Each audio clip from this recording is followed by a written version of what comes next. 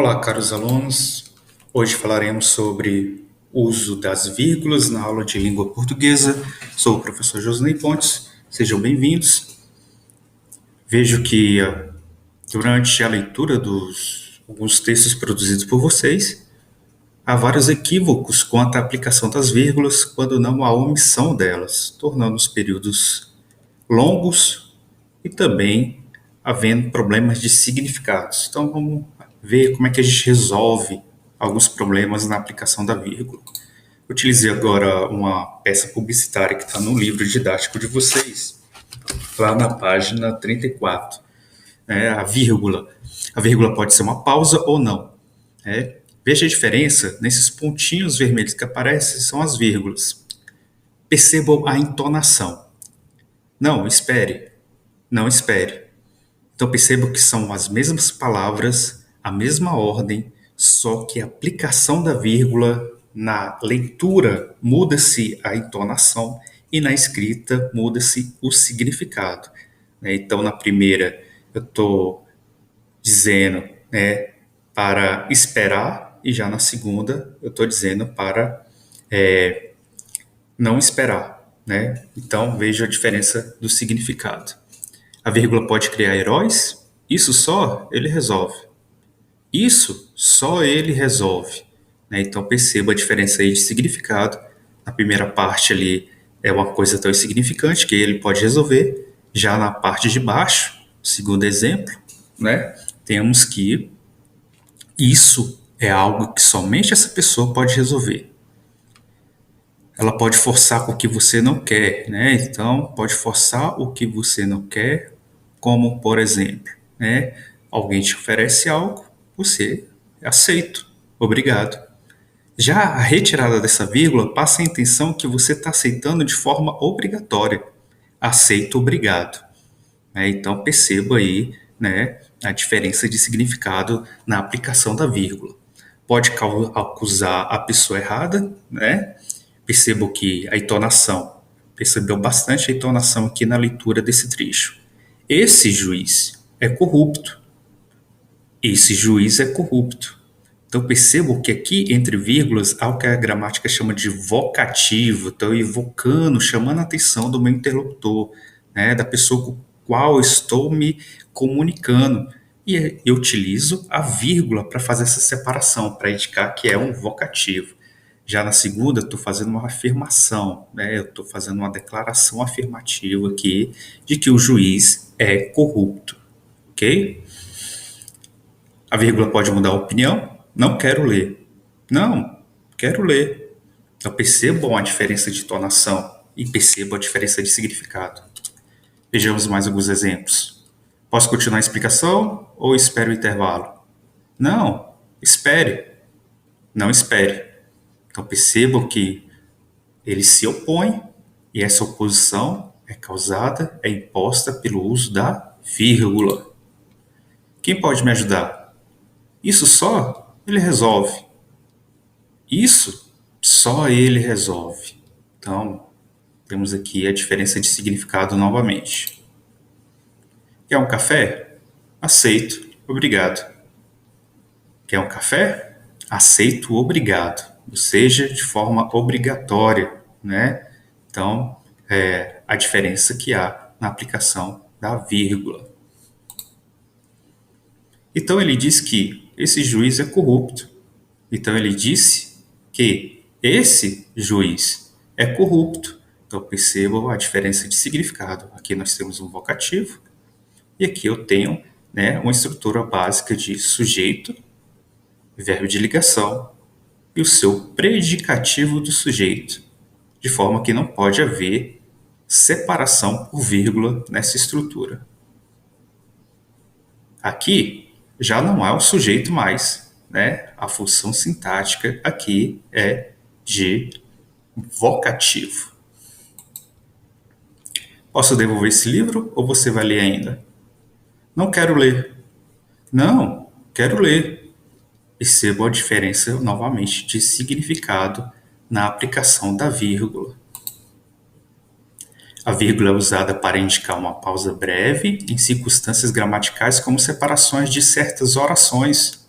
do vocativo, de certos tipos de aposto, de elementos que formam enumerações, advérbios, locuções adverbiais, entre outros casos. Percebam a análise disso daqui, né, dessas duas orações. Os motoristas irresponsáveis usam o celular enquanto dirigem. Então veja bem, primeiro, né, nós temos aqui o sujeito e nós temos o verbo. A gramática diz que não pode haver separação entre sujeito e predicado. Acontece que aqui tem um termo intercalado, ou seja, ele está entre vírgulas. Estou fazendo uma explicação relacionada ao termo anterior, motorista. Estou dizendo aqui que os motoristas, todos eles irresponsáveis, usam o celular enquanto dirigem. Já a restrição, ou seja, a retirada dessa vírgula, restringe a palavra, o vocábulo motoristas. Eu estou dizendo que somente os motoristas irresponsáveis usam o celular enquanto dirigem. Então aqui é uma adjunta adnominal, um adjetivo que está restringindo a palavra motorista. Já aqui em cima, temos que irresponsáveis, eu estou colocando todo o grupo de motorista como irresponsáveis, por meio de uma vírgula entre o sujeito e o predicado. Eu estou fazendo uma explicação adicional sobre o termo anterior. Então, temos aqui que todos os motoristas são irresponsáveis, e aqui estou dizendo que somente aqueles irresponsáveis usam o celular enquanto dirigem. Regra básica, não se separa a vírgula, né? Só se separa a vírgula entre os termos essenciais da oração, sujeito e predicado. Também não se emprega vírgula entre o verbo e seus complementos, né? Então, temos aqui a Associação dos Moradores contratou uma empresa de segurança. Percebam que a Associação dos Moradores separados por vírgula está inadequado, não pode, tá? Porque quem é o sujeito de contratou? A Associação dos Moradores. Então, tem que seguir a ordem de sujeito e predicado, de forma que o uso dessa vírgula é inadequado, tá bom? Seria necessário, então, a retirada dessa vírgula. A vírgula que, nesse caso, separou o sujeito do predicado. Marina enviou um e-mail ao diretor, né? A vírgula separou o objeto indireto. Percebo que Marina, né, que envia algo a alguém, né? Então, não se separa a vírgula entre os termos essenciais da oração e também nem se emprega vírgula entre verbo e seus complementos. Então, percebam, quem envia, então é um verbo transitivo. Quem envia alguma coisa. Então, esses objetos que vai vir logo em seguida não pode ser separado por verbo, ou melhor, separados por vírgula, tá? Perceba que tem uma vírgula bem aqui. Então, quem envia algo. Objeto direto, um e-mail. Quem envia algo a alguém. Então, esse ao diretor, ele é objeto indireto e foi separado do seu verbo. O complemento foi separado do seu verbo. Também essa aplicação é inadequada, tá? Ele afere a regra gramatical, então não pode ser aplicada nesse caso. Ok?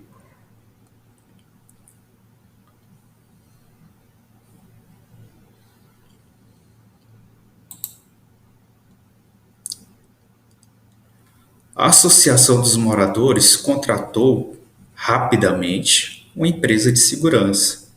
Aqui é um caso de termos intercalados, ou seja, entre vírgulas, para indicar alguma adjunta adverbial, alguma circunstância, mas ele vem entre vírgulas, tá bom? Aqui há uma separação entre sujeito e predicado, ou melhor, entre verbo e seu complemento, mas perceba que o termo está entre vírgulas, tá bom? Não há separação, porque aqui está entre vírgulas. Então, veja bem, a Associação dos Moradores contratou. Quem contrata alguém. O que foi que eles contrataram? empresa de segurança, né? Mas houve aqui, né, um, uma adicional, uma informação adicional por meio de um adverbial, né, de uma adjunta adverbial. Eu coloquei ele entre intercalado, ou seja, entre vírgulas, né? Então, de modo que não houve a separação e não feriu as regras de aplicação de vírgulas quanto à separação de termos e quanto à separação de verbos e seus complementos. Olha o termo aí, intercalado. Marina enviou, nós já vimos que o verbo enviou, ele é bitransitivo, quem envia, envia algo a alguém, só que depois da reunião está entre vírgulas, né? Eu estou adicionando uma informação temporal nessa minha oração, não há separação entre o verbo e os seus complementos, pois eu coloquei ele intercalado, ou seja, entre duas vírgulas. Tá? Então, nesse caso aqui, não há erro gramatical. A vírgula desempenha um papel importante na clareza do texto. Para que ele signifique o que queremos que signifique, é preciso usar essa pontuação com muita atenção. Então, percebam, o presidente do clube sugere que, sem verba, pode renunciar. Então, veja que esse termo entre vírgulas, né, ele está estabelecendo o sentido de condição. Perceba que ele está entre vírgulas também, né? Então, perceba também que a ordem seria: o presidente do clube sugere que pode renunciar. Isso seria o complemento sem uso de vírgula, tá? Mas aqui eu coloquei uma informação entre vírgulas, estabelecendo o sentido de condição para que ele renuncie. Outro exemplo, essa mesma estrutura, só que no início do texto. Sem verba, o presidente do clube pode renunciar. Isso aqui no início da oração. Tá? Então, esses termos adverbiais, né, é comum que, ao iniciar o texto, ele seja separado por vírgula. Então, esses adjuntos adverbiais indicando tempo, lugar, tá? Geralmente eles vêm separados por vírgula. Quando ele é um termo menor, representado por uma palavra, não há necessidade. Mas quando há palavras maiores, conjunto de 3 palavras, que exerçam a característica de um adverbial de tempo, de lugar, de modo, é necessário que ele seja separado por vírgula no início da oração. Percebam o sujeito como ele está extenso aqui, né? Todos os atletas recentemente contratados pelo riquíssimo clube da capital espanhola são titulares da seleção de seus países, né? Aqui, os sujeitos são todos os atletas, né? Vejam que esse recentemente se refere a contratados, né? O modo, né? Na verdade, indicando o tempo aí de como eles foram contratados, por quem foi contratado, e ainda indicando um predicativo do sujeito. Então perceba que aqui temos um período muito longo, não é isso? Então todos os atletas, eu estou me referindo a ele, então é sujeito, recentemente contratados pelo clube riquíssimo, né? Pelo riquíssimo clube da capital espanhola, né? Então temos aí o complemento do termo contratados, quem contrata, né? Contratado por alguém. E temos a aplicação do verbo só depois, ó, são, que é um verbo de ligação.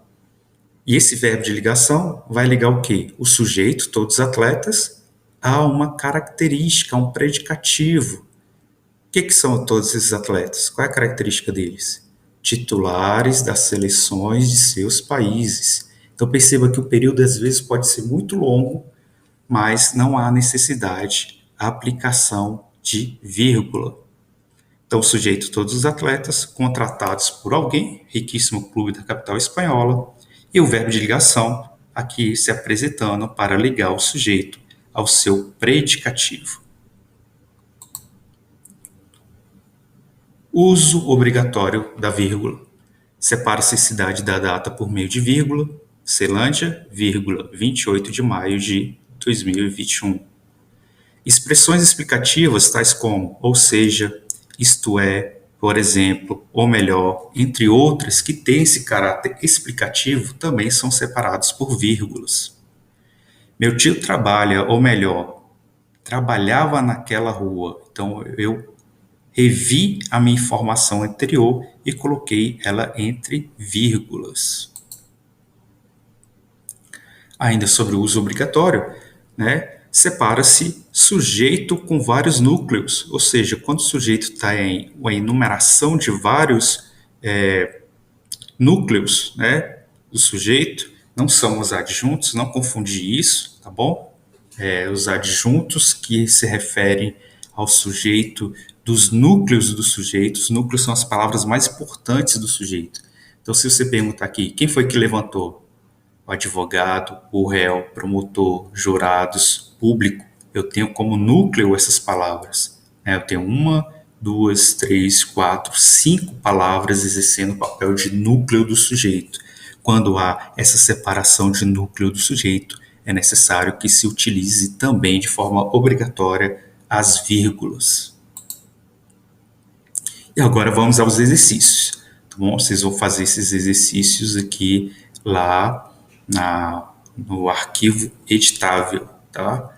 Lá na plataforma eu postei o Google Documentos. Vocês abram esse Google Documentos e respondam por lá, ou façam no caderno, respondam a caneta azul ou preta e tire uma foto e poste nessa atividade, ok? O que é para fazer aqui? Simplesmente vocês vão escrever novamente esses trechos utilizando a vírgula, tá? De acordo conforme as regras que foram faladas aqui na aula, beleza? Então vou colocar essa atividade lá e vocês façam no arquivo ou no caderno de vocês, ok? Então é isso. Obrigado aí pela presença de vocês e até a próxima.